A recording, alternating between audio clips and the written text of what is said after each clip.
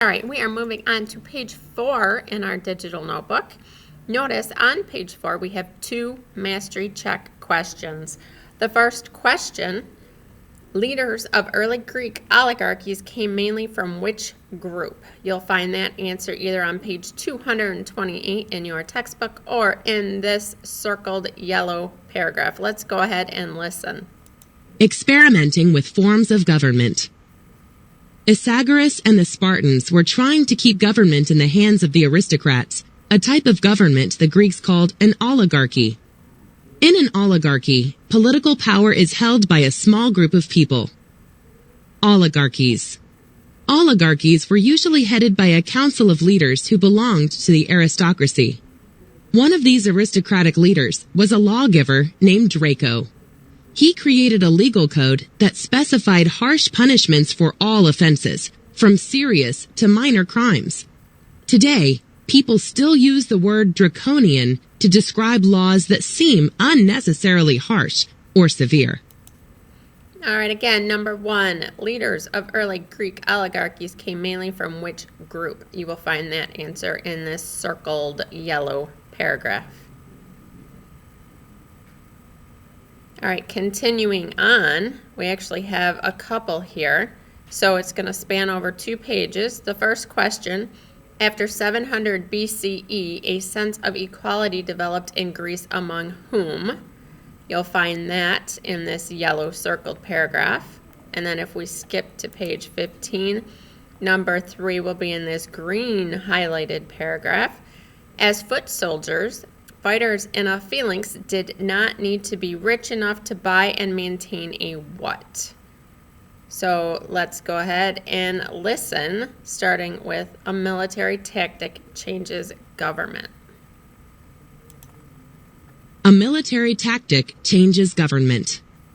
In many city-states, power began to shift into the hands of more people. This process may have been sparked by a change in the way Greek armies were organized.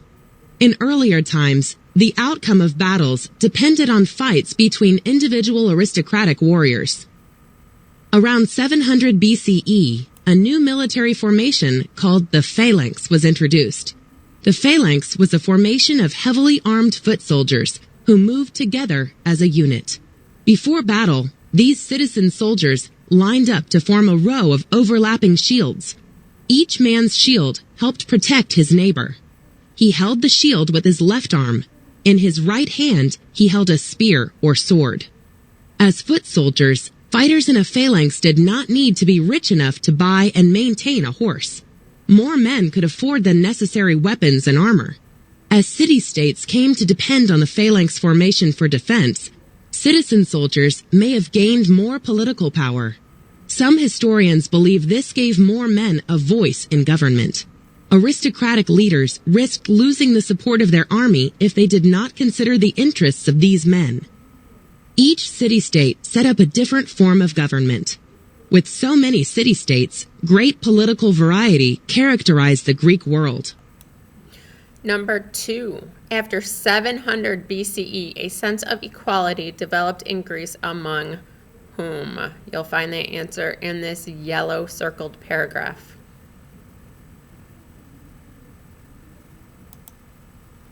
Number 3, as foot soldiers, fighters in a phalanx did not need to be rich enough to buy and maintain a what? You'll find that answer in this green highlighted paragraph.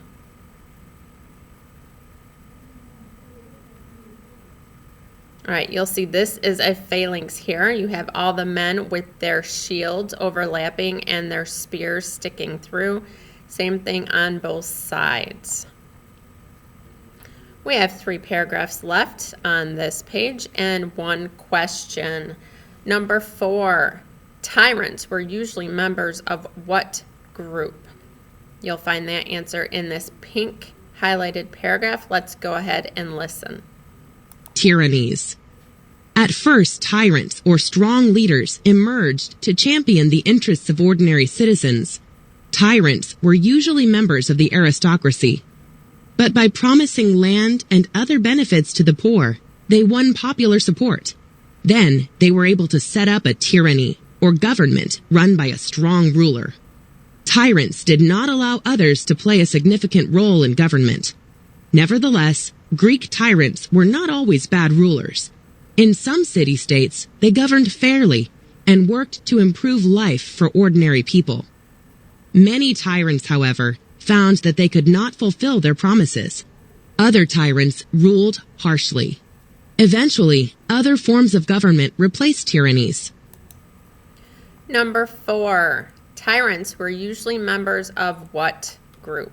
You will find that answer in this pink highlighted paragraph.